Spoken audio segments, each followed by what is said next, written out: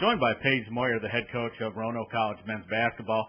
They were picked in a tie for 9th in this year's ODAC men's basketball preseason poll. Coach, talk to us a little bit about this season's team. You returned last year's ODAC leading scorer in Quasi Impanza among your returning players. Yep. Well, we're excited about this year, as everybody is this time of the year. But I think we have good reason to be because of Quasi and his leadership. I think he had a great summer. You can tell he was determined to get better and work hard during the summer and set an example for the younger kids we have in our program. I think he's definitely done that. That's a great place to start because you've got somebody that can score consistently in most games. But you need more than one to play, of course. I'm also excited about some of the other kids we challenged to get better over the summer. We told kids, hey, you need to come back better this season.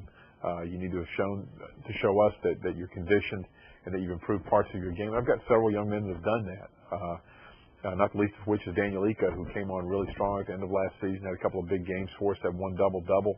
I think Daniel's got a chance to become a very solid ODAC post player. He's 6'7", 225. Got a young man behind him, Alex Ween, who also is going to be a solid ODAC player as a sophomore. But I think we've got a good mix of young and old, so we've got a chance to definitely get better and hopefully compete higher. And we've got a challenge to finish much higher than 9th, and that's easier said than done because the ODAC, top to bottom, is what it's always been, the best league in NCAA Division III basketball. Thinking of Quasi's development over the last couple of years, it's something I've asked a few coaches. When he came in as a freshman, very raw, you get to the scoring talent, but he's just grown into so much more as a player. In asking a couple of the coaches, what is key to developing a player like that, to helping a player reach that type of potential? Well, I mean, you can give them the tools, and you can take a young man and say, hey, work on this, this is how you do this, and teach them. But they've got to go home and do the homework.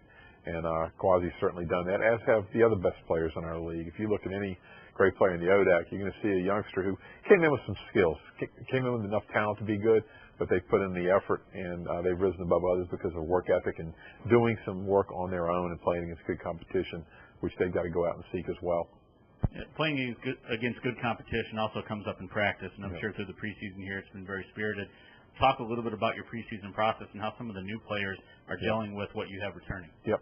Well, they've got a chance to play pickup and hang out in the fall, so the kids do get to know each other. But when day one starts, it's really new for those freshmen, so there's a learning curve there. We've got 3 freshmen for sure that should have chances to play some minutes for us. Seth Bradley from Allegheny County, Matt Motes is a local youngster. I went to Liberty Christian as a senior, and a young man named Cameron Smith from Northeast Guilford.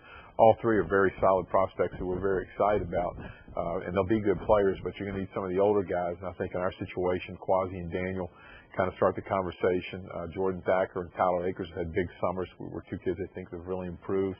Last year, Julian Ramirez came to us as a freshman, and he's really stepped up his game. And I think he's got a chance to be a very high-end ODAC player. And then 2 guys that I haven't mentioned that are just kind of old experienced guys. They played since day one as freshmen. Clay Lacey, Ethan Humphreys, very solid players, had very good minutes for us. We just want them to be a little more consistent with what they do. But again, they're young men who've also worked hard, and we think will show improvement in the ODAC, and they need to because they're a lot of our minutes returning are involved in Quasi and Ethan, Clay, and Daniel. That development you're looking for from your squad has to come up against one of the toughest groups in the nation here with the teams in the ODAC. 3 are already ranked in the top 25 preseason poll by D3Hoops.com. Talk a little bit about what you think is going to come out of the ODAC this season. Well, I think you've got a legitimate shot at a national champion, as we have for the last decade.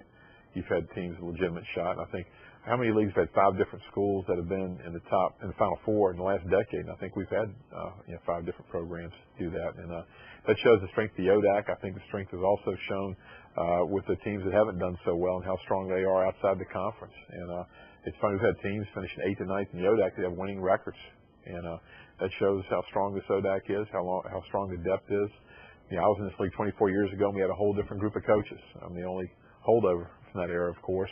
And we had great coaches. And we had Bill Leatherman, Hal Nunley, Bob Johnson, Vern Canfield. Of course, my predecessor, Ed Green, set a standard. I think you still have the same quality of coaches, but probably more of a commitment from every school to be strong. You don't have any schools that lack a desire to be good in basketball. And I think that's paid off in national respect and national competition. We've proven ourselves in national competition. Well, Coach, we look forward to seeing the Maroons on the court this season. Good luck this year. Thanks. Appreciate it.